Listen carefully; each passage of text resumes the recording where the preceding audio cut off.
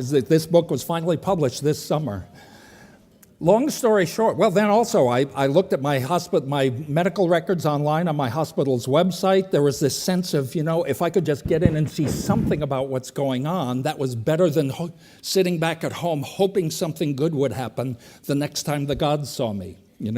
And sure, I didn't understand some of the technology, but guess what? My wife's a veterinarian. She could help me understand some of it. My sister's a physical therapist. People have family and friends to help them be engaged in their care.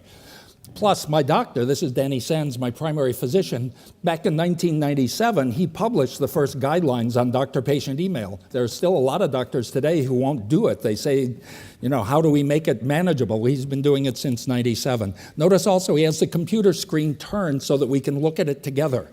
In his view, my medical record is a shared project. That's what I'm talking about. Getting by one day at a time. While this was going on, we also owned 2 houses because we had just moved just as the housing market had hit the skids, and we hadn't sold our previous house. So I had 2 mortgages, both houses bought at the top of the market. I had to keep working while this was going on, except when I was specifically in the hospital. While the leg was in the process of breaking, I got this foldable, disassemblable scooter and I got a Prius with a big hatchback so I could fold it up and put it there and get myself to work. What a lovely sight, huh? Boy, were they glad to see me come in the door to work. Anyway, long story short, superb 5.5-hour surgery and this high-dosage interleukin treatment worked. That's one of my tumors before and after the treatment. And essentially, I was diagnosed in January. The treatment started in April. It ended on July 23rd, and that was the end of it. I've had no side effects, no treatments, nothing since then. My doctor says, well, thank you. Thank you. I was saved by great medicine, and I'm just so inspired. It's funny because today, if you look at the official FDA-approved information about interleukin, it says it works for 7% of patients and 4% die. That's the most recent authorized information. It's 15 years old. The reality today at Beth Israel, and I believe it's also available at Mass General, is that, you have to go to a specialist center, but 25% of patients get a response now because they're better at selecting who should get it, and they've only lost 1 patient in the last 1,100. I learned this from my patient community. A lot of patients never hear this because a lot of community oncologists don't know about this. Anyway, it was a great result. Then my doctor introduced me to this e-patients group. Tom Ferguson, who died in 2006, he came up with this idea. He said, e-patients are equipped, engaged, empowered, enabled. They are patients who are in the game instead of being passive recipients.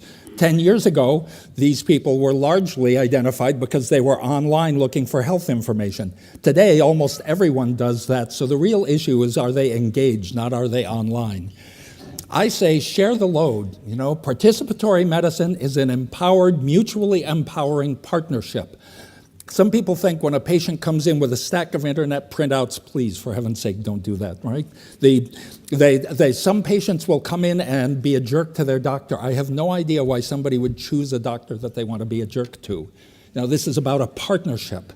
When I discover something, first of all, my doctor's accustomed to the fact that there's more out there than he can possibly read. So when I bring in something new, he says, I don't know, let's look. And we look it up together. That's empowering, that's teamwork.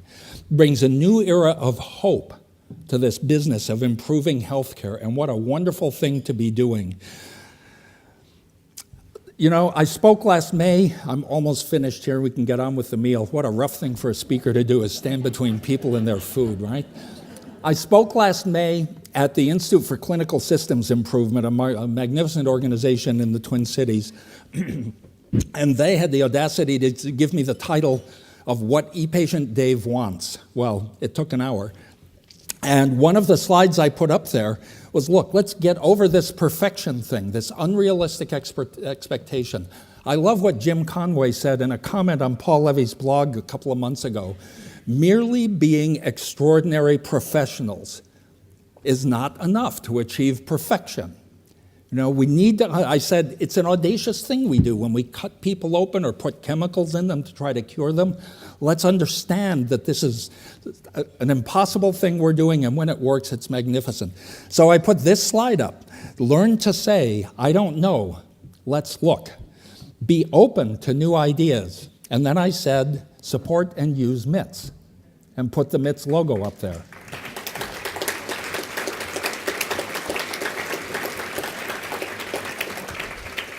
It's a wonderful, wonderful thing.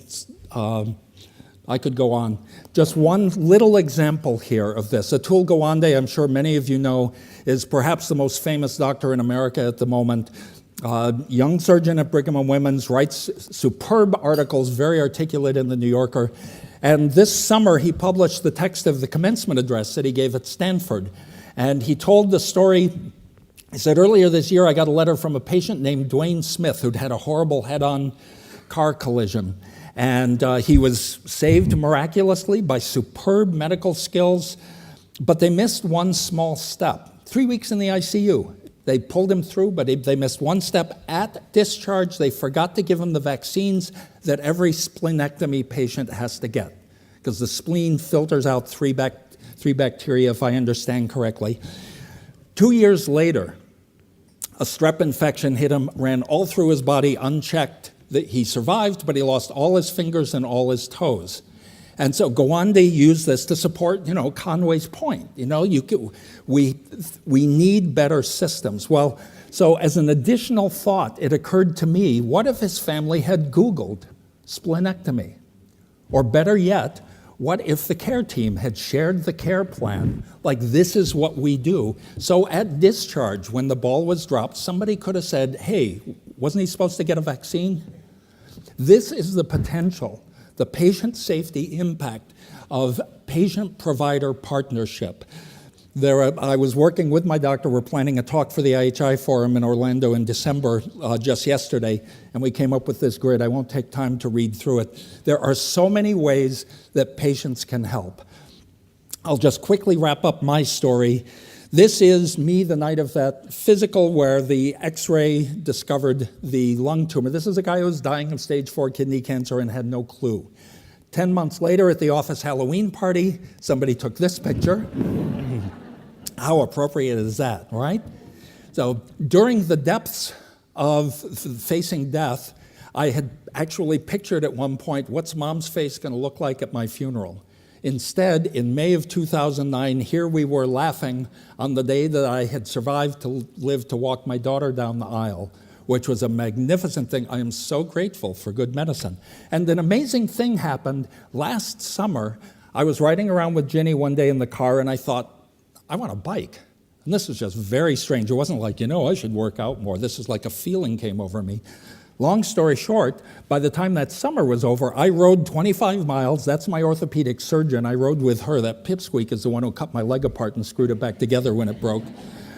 And this year, I took 10 minutes off my time. I have become a bike rider for the first time in my adult life. And it raises the question, if somebody realizes that they have something to do with their own health, does it change who they are in relationship to their health care and partnership with their physicians? I think Dr. Safran is right. Patients are underutilized. Let's change that. Let's help. Let's let patients help. Let's unlock the opportunities with these empowered partnerships. And now, let's laugh, sing, and eat like a pig. Thank you.